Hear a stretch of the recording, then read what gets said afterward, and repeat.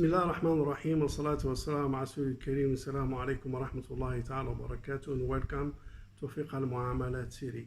And today's topic is facts to keep in mind.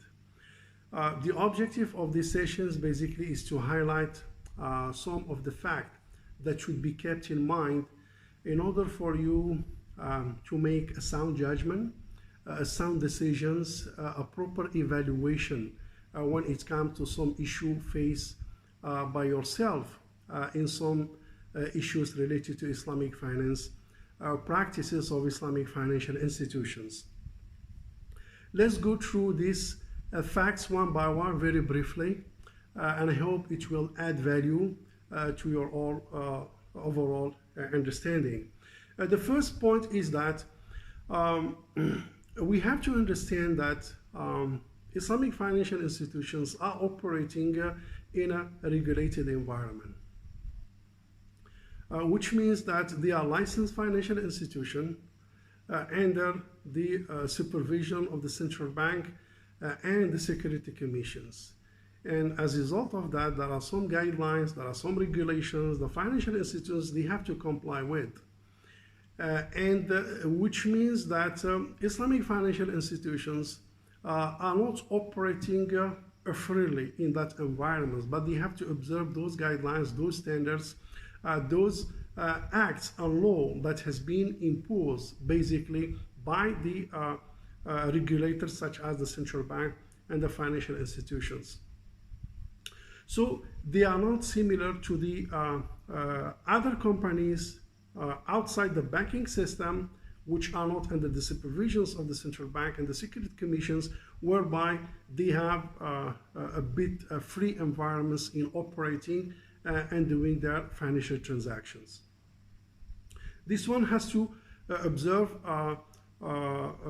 properly because it has a relation to the second point, whereby these financial institutions as well, they are operating in a special market, which is a money market, a banking market, Islamic capital market, takaful, stock markets, and so on and so forth, which is different than the other market that people may know, such as, for example, Tesco. You know, you go to the supermarket of Tesco, Giant, Jasco, and other supermarkets, which is a traditional market whereby people are familiar with that market.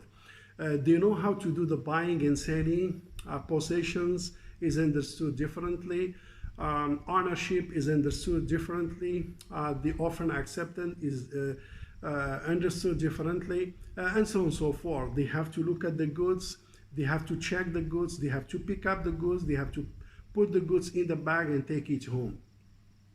So you cannot apply those principles or those facts that you have experienced in the traditional market in the markets related to the banking, such as the stock market, money market, and other related markets to the financial institutions. So their market is a bit different. There is no location, for example, to a stock market. There is no door to go in. There is no goods to purchase and put in your plastic bag and take home. So hence, the offer acceptance is understood differently. Ownership is treated differently. The payment is done differently. Evidence of ownership is done differently. The way you trade and buy is differently. There is no plastic bag to carry with you and put goods and take it home, and so on and so forth.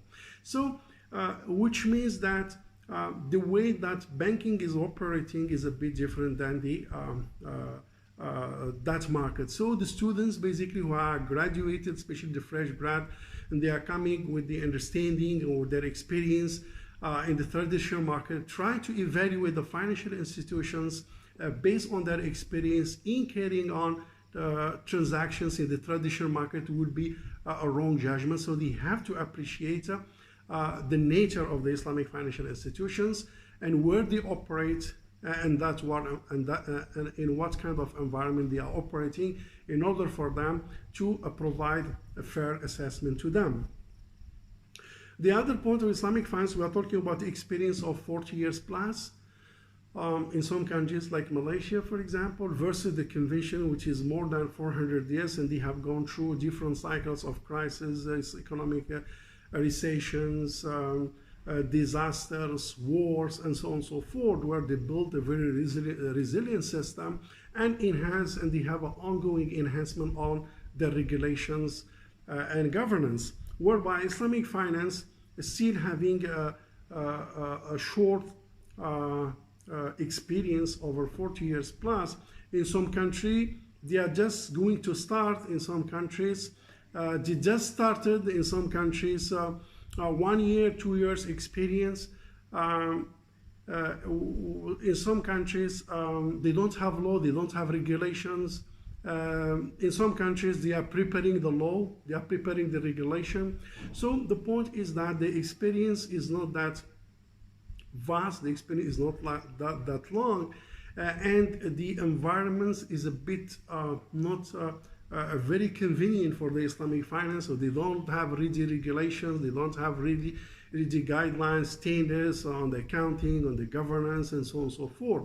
So that's the stage of Islamic finance, which is still picking up, which are still on the early stage, which need some kind of support and appreciation, and of course sometimes dealing with them in a very flexible way to give them a push to have a full standing and take off with and build their long experience in that.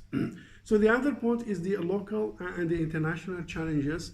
Of course, international challenges, like for example the international Chamber of Commerce and their guideline, the Basel, the World Bank, the IMF, and the international standard guidelines on accounting and governance and so on and so forth, where sometimes it may represent some kind of pressures on the Islamic financial institutions, because those global players of finance, they don't fully recognize Islamic finance. Maybe on the long term things may change, but that kind of a challenge still represent a kind of pressure on the Islamic financial institutions. And the local challenge, as I mentioned, because of the lack of regulations, lack of course, in some country, maybe in Malaysia, the regulations of the law is very advanced and they have over 40 years experience, but some country, they just started, they don't have regulation, they don't have law, they don't have guidelines, they don't have even what's so called a national Sharia board and so on and so forth. So they are lacking what's so called infrastructure support of the Islamic financial institution. In addition to the infrastructure, banking is weak, is not that sound, that will not help a lot to push Islamic finance forward. The other fact that should be appreciated is basically looking at the Sharia contract, original contract versus the enhanced contract, especially those students and the young Sharia scholars who study, for example, the traditional books of fiqh, or fresh grad who don't have experience in the market, or they have not been exposed, for example, to the policy document of Bank Negara or some Sharia standards of IOFI. You can't apply those Sharia contracts as they are on the existing business operation of the Islamic financial institutions. That's why we are dealing with what's so-called enhanced versions of Sharia contract. If you look, for example, at the IOFI standards or Bank Negara policy documents standards, you see that kind of enhancement of the Sharia contract, enhancement of the features in order that those contracts will fit into the system and operate in a very efficient way, of course, without compromising on the features and characteristics of those contracts. For example, in the banking, we don't use murabaha, but we use murabaha to the purchase order. In the banking, we don't use the normal musharaka in the most of the cases, but we use the musharaka mutanaqisa. We use the salam and parallel salam, istisna and parallel istisna. We use a very enhanced version that basically suits to the nature of the Islamic financial institution.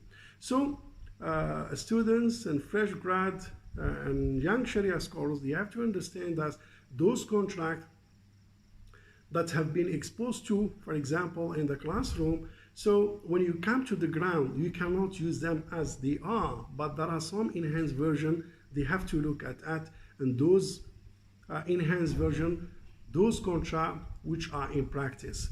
The other point is diversity driven. The financial institution or Islamic finance is driven by collective ijtihad, which means that decision making is